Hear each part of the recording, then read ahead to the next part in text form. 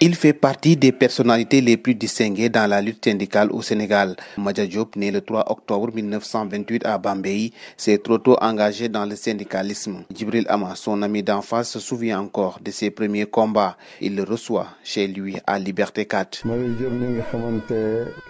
J'ai connu Madja le 15 mai 1959. Il travaillait à la Soboa à l'époque. Un jour, il m'a invité à mener avec lui ses combats. On a donc créé l'Union sénégalaise du travail qui était un syndicat d'opposition dans le PRA Sénégal. Au fil des temps, Madja Diop tient tête au régime de Léopold Sédar Senghor. Nous sommes au début des années 60. Il s'exile à Bamako pour éviter la prison, fuite aux violences post-électorales de 1963 à l'époque. Syndicalisme rimé avec engagement politique sonore.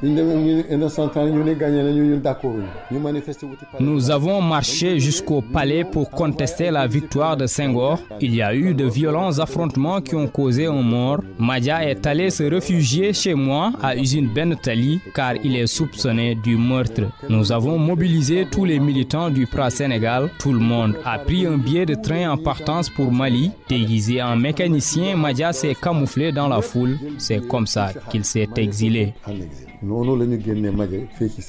Gracié en 1966, Madja Diop retourne au Sénégal, mais pour lui, ce n'est pas encore la fin de la lutte. En 1982, il prend la tête de la Confédération nationale des travailleurs du Sénégal, CNTS, située à Grand Dakar. Le siège de la CNTS qui porte son nom est aujourd'hui dirigé par ses anciens collaborateurs.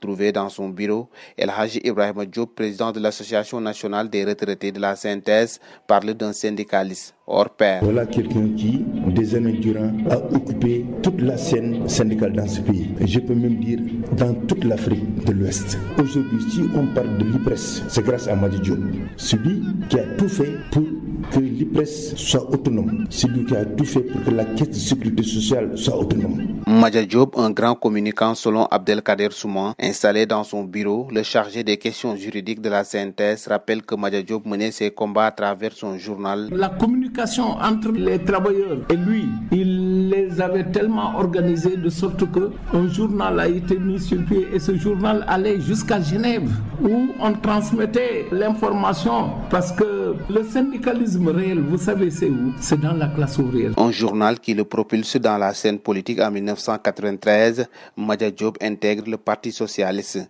Néné Ndiaye, ancien membre du parti de Léopold Sédar Senghor, témoigne. Nous faisions de la participation responsable. Au début, nous avions refusé l'adhésion car la politique ne nous intéressait pas. Mais puisque le gouvernement prenait les décisions, Madja a exprimé la nécessité d'intégrer le Parti socialiste pour être témoin des décisions prises.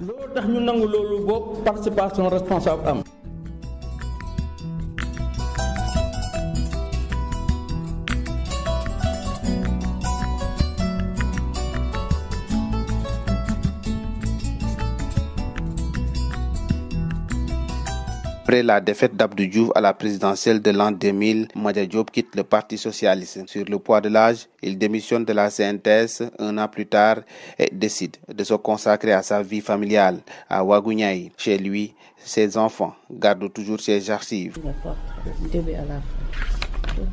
Vous voyez, toutes ces photos sont là. Le voici avec d'anciens syndicalistes. Lui, c'est professeur Ibader Cham.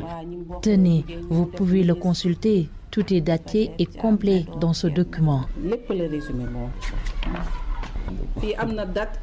Madja Diop, un père aimable selon sa fille aînée Ramatoulaye Diop. À son retour d'exil à Ndar, on a posé 2 enfants sur un fauteuil, dont l'une est ma petite sœur. On lui a demandé qui est son enfant parmi elles. Il prend l'autre. Alors on lui a dit que celle que tu as prise n'est pas ton enfant. Ce jour-là, il a pleuré à chaudes larmes. Il était vraiment un bon père et il nous aimait beaucoup.